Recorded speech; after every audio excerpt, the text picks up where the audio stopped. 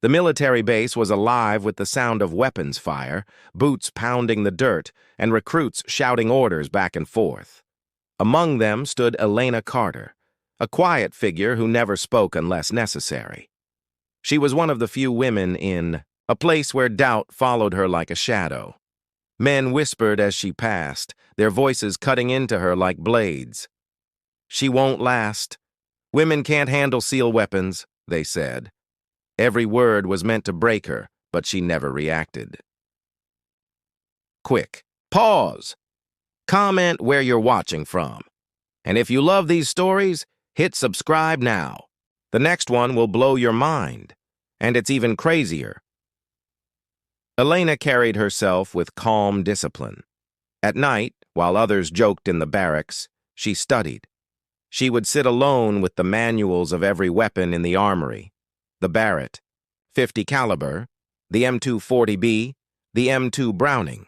She disassembled diagrams, memorized firing sequences, and committed every function to memory. To her, weapons weren't just steel and ammunition. They were tests of will, and she had no intention of failing. Her notebook carried words that gave her strength. Quotes from Chris Kyle, the legendary American sniper, whose precision had become the stuff of legends, and from Audie Murphy, the Medal of Honor recipient, who fought against impossible odds. "Courage is endurance for one moment more," she wrote in bold, knowing it would be her anchor when the mocking grew too heavy. The breaking point came during a weapons proficiency trial. Recruits lined up in front of their instructors, tasked to load, clear, and fire in the fastest time possible. When Elena's name was called, a ripple of laughter spread through the group. One of the men jeered, "She'll be slower than my grandmother." Another added, "Better step aside before you drop that Barrett on your foot." Her hands didn't tremble as she stepped forward. The Barrett 50 was longer than her arm span, its weight designed to test strength as much as skill. With silent determination, she broke it down, her fingers moving like she'd rehearsed 1,000 times in the dark. In less than half the time it took the others, she had reassembled, loaded, and taken position.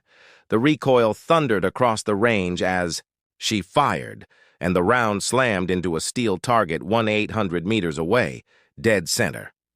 The mocking stopped instantly, but this was only the beginning.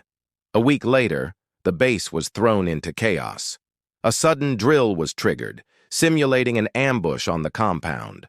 Sirens wailed, smoke grenades hissed, and explosions rocked the ground. Instructors shouted orders while recruits scrambled in confusion, some even dropping their weapons in panic. It wasn't just training, it felt real, and fear spread quickly. Elena didn't hesitate. She saw the mounted M240B machine gun abandoned near the perimeter and ran straight toward it. The weapon weighed nearly 30 pounds, not counting the ammo belt, but she hauled it up as if carrying nothing more than a backpack. Crawling into position, she set up and opened fire. The air filled with the roar of automatic bursts, her accuracy carving a line across every mock target storming the wire. Delta Force veterans observing the drill turned their heads. Her movements were efficient, controlled, deliberate, not reckless like the others firing blindly. She wasn't just shooting, she was defending, coordinating, leading by example. While the rest of the recruits ducked for cover, Elena's calm voice rang out, shouting instructions that rallied those around her. One by one, soldiers regained their footing, forming a defensive line anchored by her unshakable stance. The instructors didn't intervene. They watched in silence, exchanging subtle nods. What unfolded wasn't the behavior of a recruit. It was the instinct of a warfighter. When the simulation ended, the field was quiet. Smoke drifted across the base, and the recruits stood with heavy breaths, staring at her. For the first time, no one had anything to say. The commanding officer walked forward. He was a man who had served alongside legends, who carried the weight of battles etched into his face. Looking at Elena, he didn't see a girl struggling for recognition anymore. He saw the fire of warriors past. In a voice that carried across the range, he said, Today you've proven what others once had to prove before you. Andy McNabb of the SAS, John McAleese, heroes who fought against impossible odds, men who showed that courage isn't about size, strength, or appearance. It's about will, and you've shown more will than this entire field combined. The recruits lowered their heads, not in shame, but in respect. The same ones who mocked her now stood silent, knowing they had witnessed something unforgettable. For Elena Carter, it was not victory over them. It was victory over every doubt, every whisper, every shadow that had followed her since the day she stepped into the base.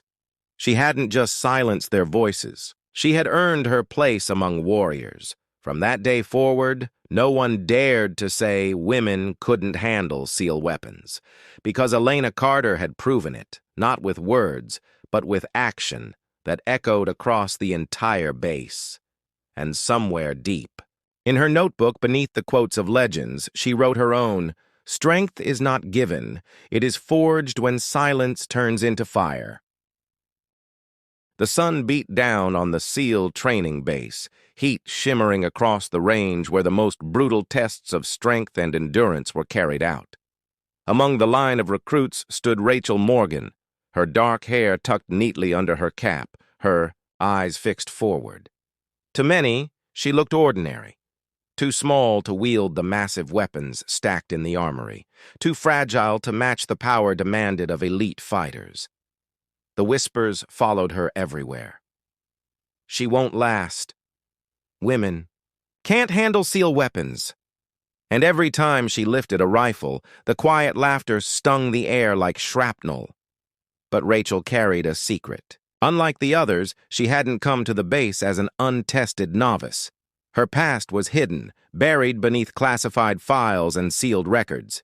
Years ago, before she wore the uniform, she had been trained by British SAS operatives in long-range marksmanship. Her hands molded by the same doctrine that had produced men like Andy McNabb and John McAleese. She studied the lives of legends, Carlos Hathcock, the Marine sniper whose record shots became immortal, and Marcus Luttrell, who had endured against overwhelming odds. Rachel had walked among warriors, though no one here knew it. She never revealed her edge.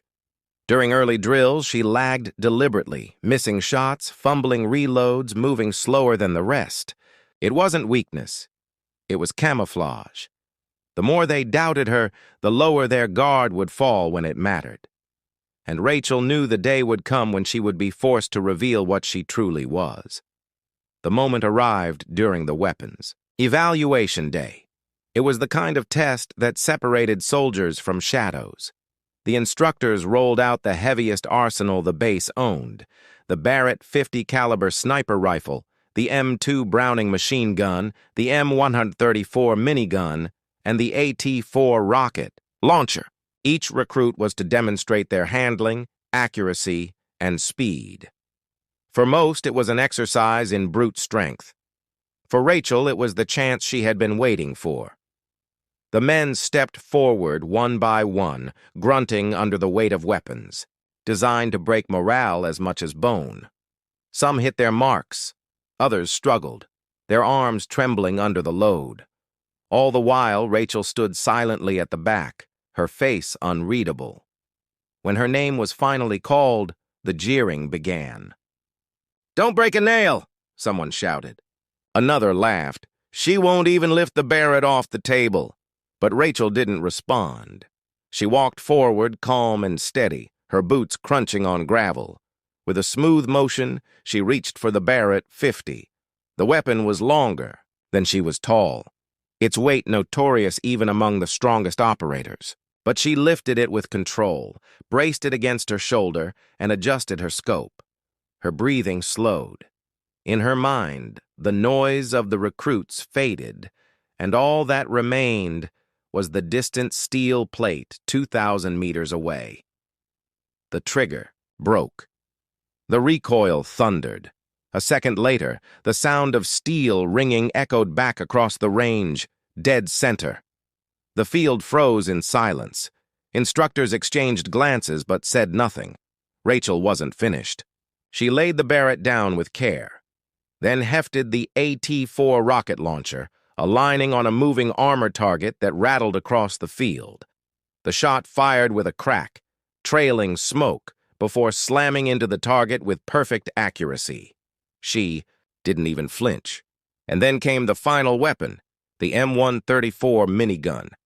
Mounted on a stand, its barrels gleamed in the sunlight. Most had struggled to keep the monster under control. Rachel stepped up, her hands confident as she powered it on. The barrels spun, and in seconds, a storm of rounds tore across the range, obliterating every target in record time.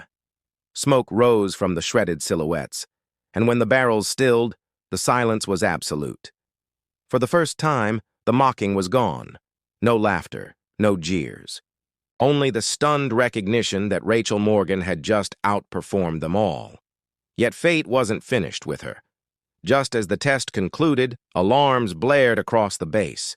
At first, recruits assumed it was another staged drill, but the chaos that followed told a different story. Drones used for target practice malfunctioned, breaking formation and diving unpredictably. Explosions burst from the field as automated turrets misfired. Smoke and sparks filled the air, and panic spread among the recruits. Some ran for cover, others froze, unable to process what was happening. Rachel didn't hesitate. She dropped into action, her instincts overriding everything else. Grabbing the M240 saw, she sprinted to a vantage point, laying down precise, suppressive fire to disable the rogue drones. Her voice rang out, sharp and commanding, as she directed recruits who had been seconds from collapsing in fear. "Cover! The left flank! Get that ammo moving!" They obeyed because in that moment her authority wasn't questioned. Through the smoke, a turret locked onto the recruit's position. Without a second thought, Rachel dove for the Barrett 50 once more, swinging it into place with fluid motion. She steadied her breathing, aimed through the chaos, and squeezed. The round split through the haze, striking the turret's weak point. It exploded in a cascade of sparks, and the recruits who had been pinned down scrambled to safety. Instructors didn't intervene. They were watching closely, noting every decision, every move. What unfolded wasn't panic. It was leadership under fire. By the time the systems were shut down and silence returned, the recruits stood scattered, stunned by what had just happened. Rachel lowered her rifle slowly, her chest rising and falling with steady breath. Around her, the same men who had laughed at her days earlier now stared with awe. The commanding officer stepped forward, his boots crunching in the ash-strewn dirt. He had fought alongside legends, seen the courage of men like Dakota Meyer, who risked his life to save his brothers, and Marcus Luttrell, who had endured what no human should. Looking at Rachel, his voice carried the same weight as battlefield orders. "They said women can't handle SEAL weapons," he said, his gaze sweeping across the recruits. But her response silenced the entire base. She didn't just master the weapons. She led under fire. She became what every soldier must strive to be, a warrior whose courage defines the field. The words hung in the air, sinking into the silence that followed. For the recruits, it was a moment they would never forget. For Rachel Morgan, it was a turning point. She no longer needed to hide behind failure, no longer needed to mask her strength. She had shown them who she truly was. That night, in the quiet of the barracks, Rachel opened the worn notebook she kept tucked away in her pack. Between the lines of quotes from warriors long gone, she wrote her own. "They will doubt you until the moment you fire. Then the only sound left is silence." And, for the first time, she closed her eyes, knowing she had earned not just respect, but a place among legends.